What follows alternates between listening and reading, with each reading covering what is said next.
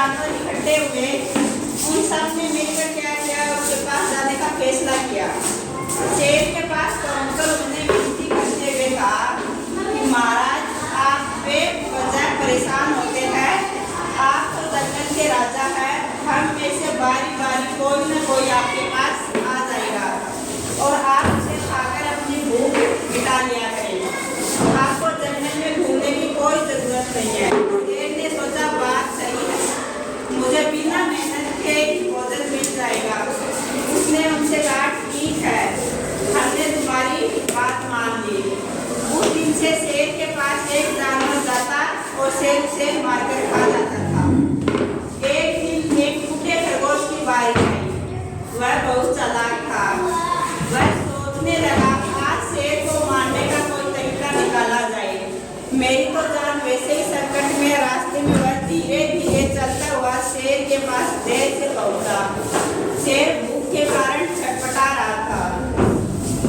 शेर ने खरगोश से देर से आने का कारण पूछा तो खरगोश ने बोला, महाराज, इसमें मेरी कोई गलती नहीं है, मैं तो सही समय पर पहुंच जाता, लेकिन रास्ते में मुझे कुएं वाले शेर ने रोक लिया। वह अपने आप को जंगल का राजा बता रहा था और मुझे खाना चाहता था। मैं उससे बड़ी मुश्किल से जान बुझाकर आपके पास पहुंचा हूँ। यह बात सुनकर शेर क्या हो गया, जोर जोर से दौड़ने लगा। उसका चेहरा गुस्से से लाल हो गया। वह बोला, अच्छा, चलो मैं उससे पहले उस शेर को ही देखूं।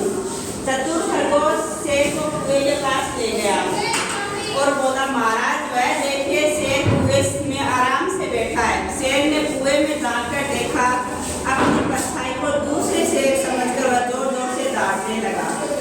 कुएं में उसकी आवाज गूंजने लगी। वह समझा कुएं में सचमुच कोई दूसरा शेर है। उसने उसे मारने के लिए कुएं में छलांग लगाई और वह पानी में डूबकर मर गया। चतुर खरगोश की चालाकी का समाचार सुनकर जंगल के सभी जानवर बहुत प्रसन्न हुए। सबने मिलकर खरगोश का धन्यवाद दिया। अच्छा, तुमने आपसे पूछी इस कहानी में कि जंगल का राजा कौन था? शाबाश। शेर किसमें गिर के मर गया? शाबाश।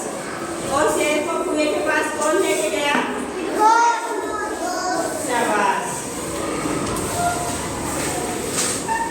जंगल में